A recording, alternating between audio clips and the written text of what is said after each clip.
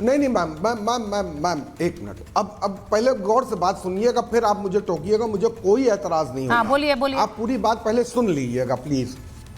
मैंने सबसे पहली बात है, मैं फतवे मेरे ऊपर 1000 निकले हुए हैं जिन्होंने मुझे इस्लाम से खारिज कर रखा है। ऐसे फतवों को मैं सवेरे बाथरूम में इस्तेमाल करता हूं और अपने जूते साफ करता हूं ऐसे फतवों से, पहली बात। और 2 स्कॉलर मुस्लिम बैठे हैं तो मुझे कोई फर्क नहीं पड़ता है।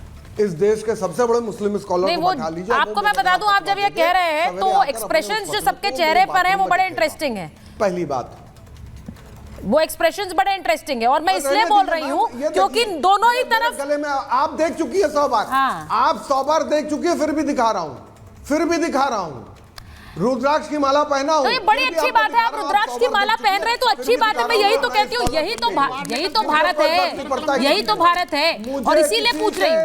फतवे को आई डोंट केयर, ठीक है, आई डोंट केयर, ठीक है लारी साहब आई डोंट केयर वाली बात ठीक है, लेकिन ये सिर्फ आपकी बात नहीं हो रही है ना, एक व्यक्ति की बात नहीं है यहाँ पर, एक सोच की बात है। एक व्यक्ति की बात होती तो मैं आपके साथ बात कर लेती सिर्फ और बात खत्म हो जाती। मैं दानिश साहब आपसे पूछ रही हूँ क्योंकि आज ओवैसी साहब से पूछा गया भाई ये फतवा, एक सेकंड दानिश साहब, उन्होंने कहा कि ये क्या बोला जा रहा है कि भाई वहां धर्मांतरण होगा, वहां पर धर्म बदला जाएगा, मास कन्वर्जन होगा। लारी साहब एक मिनट प्लीज, मुझे सिर्फ दानिश जी दीजिए, मुझे जरा दानिश जी, ये बार बार कहा जा रहा है मास कन्वर्जन होगा, ओवैसी साहब से पूछा गया, उन्होंने कहा कौन है ये भाई जो ये बातें कर रहे हैं, उनका ये रिएक्शन है असदुद्दीन ओवैसी का।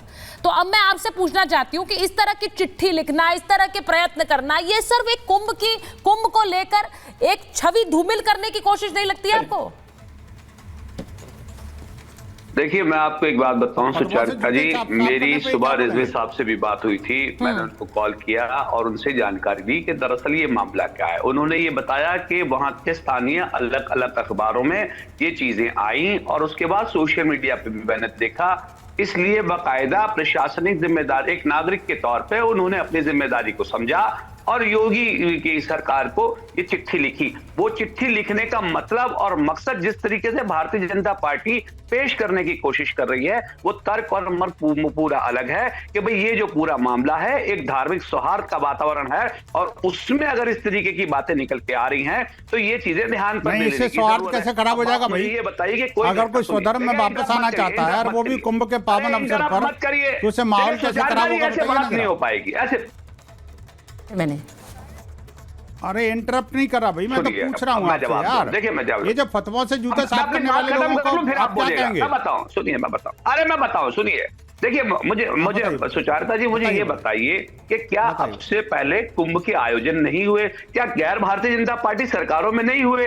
और जिस तरह से वातावरण बनाने की, वातावरण वर्ड इस्तेमाल कर आपसे पहले घर वापसी नहीं हुई क्या? की जा रही है क्या आपसे पहले जो है ना जो स्वधर्म में वापस नहीं आए क्या लोग?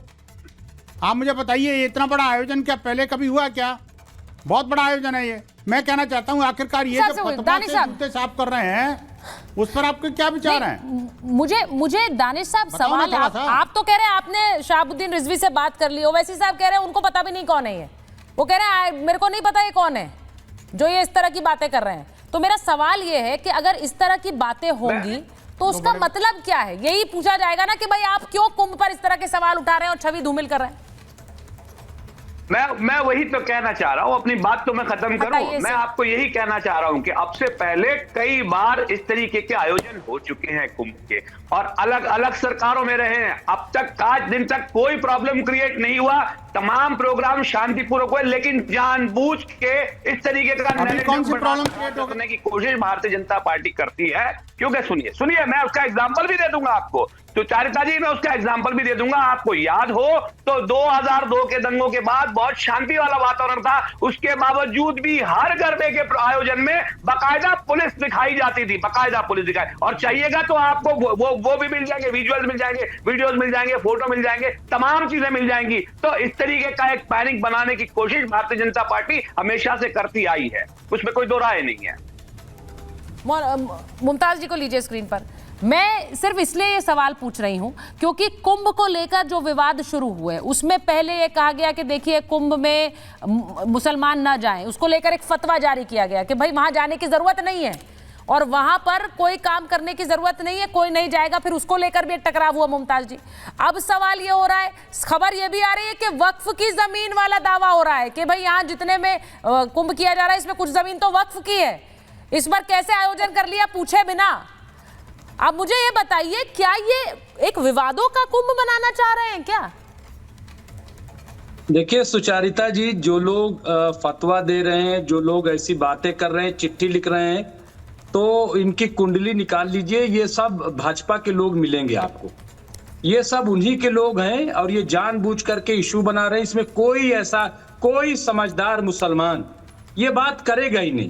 पहली बार कुंभ नहीं हो रहा है, हमेशा से होता रहा है और लोग उसमें मुसलमान हो सब उसका स्वागत करते हैं। हम प्रयागराज के रहने वाले हैं। नहीं, आपने कहा विवाद बनाने वाले बीजेपी के लोग कुंभ देखे हैं, तो ये सारे शहाबुद्दीन को मुख्यमंत्री को लिखने की क्या जरूरत है भाई? हाँ। अपने लोगों को लिखते कि खबरदार वहां न जाना, वहां धर्म पर वो जो है घर वापसी हो जाएगी और धर्म परिवर्तन हो जाएगा, तो अपने लोगों को लिखते ना। उसमें योगी जी क्या करेंगे?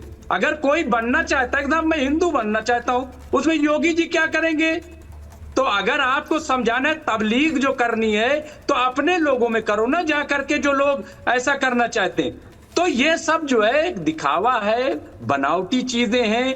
ये सब जानबूझ करके माहौल को एक खराब करने की कोशिश है। मैंने बार बार कहा, कोई ऐसी चीज नहीं, सब फर्जी है, सब फर्जी है। चाहे वक्फ की बात करना हो, चाहे ये धर्मांतरण की बात करनी हो, बीजेपी के लोग हैं जो ये विवाद खड़ा कर रहे हैं। सुचारिता जी एक मिनट, हाँ। एक मिनट, मैं देखिए आखिरी तक बैठा रहा। बोलिए सुचारिता जी, बोलिए।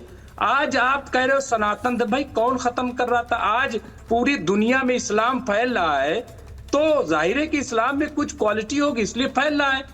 तो जिसमें जो क्वालिटी होगी उस हिसाब से फैलेगा, उसमें कोई किसी को रोक नहीं सकता है। हाँ, तो फिर यही बात इस बात पर भी लागू होती है कि जो लोग अगर हिंदू बनना चाहे, वापस घर वापसी करना चाहे, तो उन्हें लग रहा होगा कि हिंदू धर्म में उन्हें वापस होना चाहिए, कोई क्वालिटी होगी हिंदू धर्म में, इसीलिए वो वापस आ रहे हैं। ये भी मानेंगे ना, जो लोग घर वापसी कर रहे हैं, जो स्वेच्छा से कर रहे हैं, उन्हें भी लग रहा होगा कि हिंदू धर्म में ही वापसी होनी चाहिए। उसमें क्वालिटी, जो आप क्वालिटी की बात कर रहे हैं, मैं बता दूं जरा एक बार मैं रोज जा रही हूं, एक बार मैं बता दूं, कल की पीठ के पीठाधीश्वर आचार्य प्रमोद कृष्णम हमारे साथ जुड़ रहे हैं। मैं उनके पास जा रही हूं। आचार्य जी प्रणाम आपको, आप महाभारत में जुड़े हैं, आपके यहाँ एक आयोजन भी चल रहा है, उसके लिए भी बहुत बहुत आपको बधाई। मैं आपसे ये पूछना चाह रही हूँ कि जो एक विवाद खड़ा हो गया कुंभ में, इसमें कहा जा रहा है कि देखिए कुंभ में धर्मांतरण होगा, लोगों को हिंदू बनाया जाएगा, ये एक सोच है।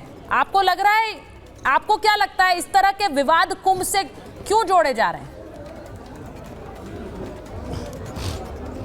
देखिए, पहली बात तो ये सुचारिता कि मैं धर्मांतरण के बिल्कुल घोर विरोध में हूँ। जो जिस धर्म में पैदा होता है, जिस परिवार में पैदा होता है, जिस कुल में पैदा होता है, वो परमात्मा की इच्छा से होता है। धर्मांतरण जो है वो संवैधानिक दृष्टिकोण से भी ठीक नहीं है, सामाजिक दृष्टिकोण से भी ठीक नहीं है, परंपरा के दृष्टिकोण से भी ठीक नहीं है, सनातन के दृष्टिकोण से भी ठीक नहीं है और परमात्मा के नज़रिए से भी ठीक नहीं है। क्योंकि भगवान की इच्छा से हमारा जन्म होता है, हमारी अपनी कोई इच्छा नहीं होती है। परमात्मा हमें जिस धर्म में भेजता है, जिस जात में भेजता है, जिस क्षेत्र में भेजता है, जिस घर में भेजता है, तो यदि हम धर्मांतरण करते हैं तो परमात्मा की इच्छा के विरुद्ध जाते हैं। लेकिन जहाँ तक कुंभ का विषय ये नहीं है हम किसी को धर्म उसका छुड़वा करके वापस थोड़ी ला रहे हैं। ये तो वो लोग हैं जो अपना घर छोड़ गए थे। इसमें और उसमें दोनों में ज़मीन आसमान का अंतर है।